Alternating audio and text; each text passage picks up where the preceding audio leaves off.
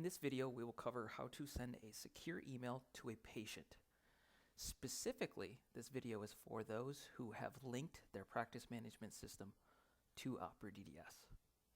When in Opera, in the Chorus tab, under the first tab, Secure Email, we see Compose, Inbox, Sent Mail, Drafts, Trash, and Manage Folders. We're going to select Compose. The first option we are always asked is, are we sending to a colleague or to a patient? If we're sending to a patient, we want to make sure that the to patient option is selected, as the process for them to receive is slightly different than that of a colleague. Being that your practice management system is linked to Opera, we automatically pull in all of your patient information. For example, if I type in patients' names, they're going to pop up.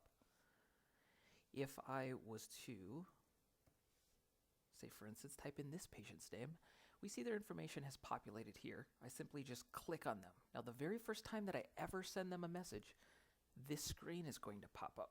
This is the most important part. What is listed here is the patient's username, their password, and then their phone numbers. So what we have here is very specific credentials that the patient uses to log in once they receive a message from you. The very first time they ever get an email from you, it will state your office has sent them a secure email. When they click the login portion, the username that you're seeing here is already written in there for them. They do not need this piece. What they do need is a 4-digit code for the first time they log in. This code, you can get to them in several different ways. We can print it here, give it to them over the phone, or we could even send a text message of that code. Now we see both numbers listed for this patient here. There's a mobile and a home for this patient. So if for whatever reason they said, oh, actually my mobile number is my home number, you could select it here, send the credentials there. We're always going to send these credentials to whatever number you dictate. What happens then is the patient receives a text that says your dental office has sent you a secure code. They will use that code to log into their email. Now, the first time that they ever do this, HIPAA requires that they change their password. So at first, you're able to see these credentials. Once they change it, you will not be able to see them. So just a friendly reminder that these credentials here will no longer be visible after they've changed their password initially, which I will discuss further in just a moment. After I've added the recipient, I can add others here if I'd like. I can add my subject, and this could be anything. So Bite Wings. You could say anything you want here. It's not visible until they actually log in. Email content, whatever you'd like to say. Here are the Bite Wings you requested, whatever it is, a treatment plan, financials, anything of that sort. In the lower left is where we're going to add our attachments. So we could select from our computer here, add anything we'd like there.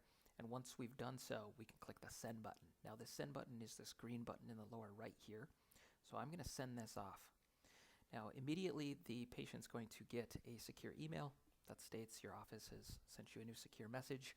And if you sent them the credentials, they would also have the text code as well. Should the patient call in and say, you know what, you sent me the text code, I can't remember what it was, or I lost it or deleted the message, there's a couple different options for you. You can either go into your sent mail and open up the message you've sent in the past. And in here, to the far right, you can see a few different icons. The first one is the patient credentials. So we can see the information here. We can send the credentials again if we need to. The second one lists if the message has been seen or not. It will turn a dark green like these other icons here when it has actually been read. And the third is the option to retract. So if you've ever made a mistake, if you attached the wrong x-rays or sent it to the wrong email, no fears, you can simply just retract this email, take it back. That way the person can no longer have access to it. This is even after emails have been read, so there is no limitation as far as when you take things back. If you click the retract button here, it will take it away from them. They will no longer be able to access that email. That is one option. Another option for you is, let's say you deleted this email and you just simply can't find it.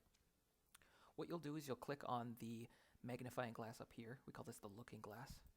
And we're going to type in the patient's name, so Martin Johnson.